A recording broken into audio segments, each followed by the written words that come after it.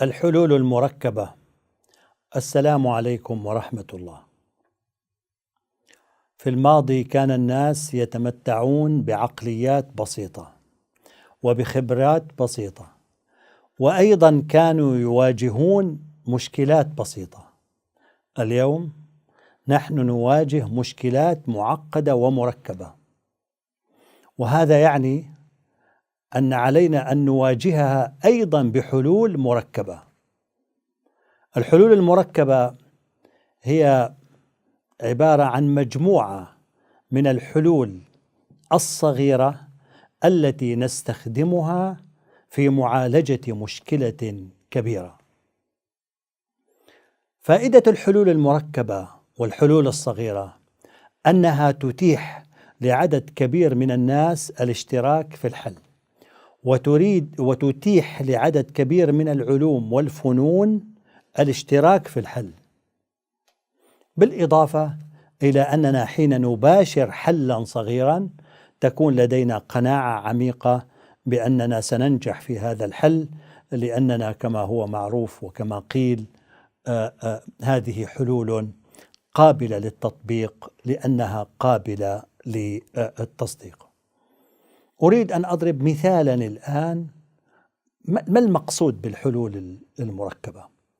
هناك الآن مئات الحلول التي يقوم بها العالم في مجال الطاقة، وكثير من هذه الحلول يتمحور حول موضوع النفط وموضوع الغاز.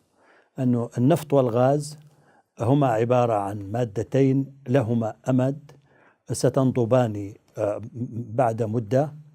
أيضا هناك دول ليس لديها نفط وغاز، فالنفط والغاز يأخذ جزءا كبيرا من ميزانيتها، فهي تريد أن تبحث عن بدائل.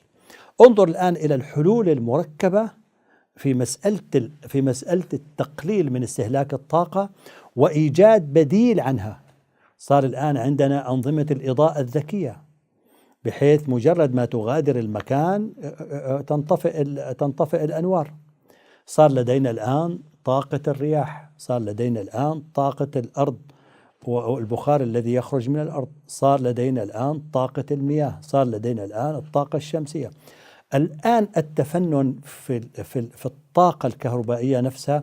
صار لدينا الآن السيارات الهجينة، صار لدينا السيارات التي تمشي على الكهرباء.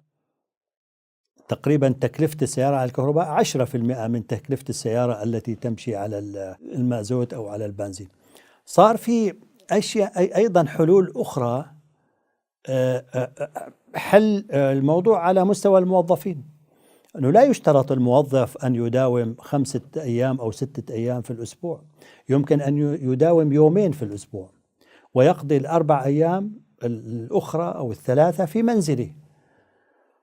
والآن النظارات ثلاثية الأبعاد التي تتسابق عليها جوجل وغيرها من الشركات لها هدف، ليس فقط أن تستمتع بالنظر إلى الأفلام السينمائية، لا، لها هدف أيضا، وهو من جملة حلول الطاقة.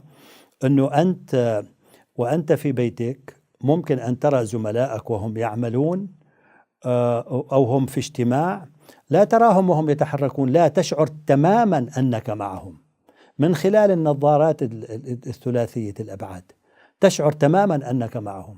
كم هذا سيوفر لما 50 أو 60% من الموظفين لا يخرجون من بيوتهم في 4 أيام في الأسبوع أو في 3 أيام. هذا سيوفر الزحام في الشوارع، استهلاك السيارات، يقلل الحوادث. وأيضا لما واحد يعمل في منزله يكون هناك بيئة دافئة ومناسبة أفضل مما من يخرج منه، وهكذا. نحن في أعمالنا الإصلاحية، في كسب رزقنا، في تدبير معاشنا، في الارتقاء بحياتنا، علينا أن نعتمد فكرة الحلول الصغيرة، الحلول المركبة. كل حل يحل أو ينهي جزءا صغيرا من المشكلة، ومن خلال 20 حلا، 30 حلا، 50 حلا نجد أننا تخلصنا من المشكلة بشكل كبير أو بشكل نهائي. والسلام عليكم ورحمة الله وبركاته. الله.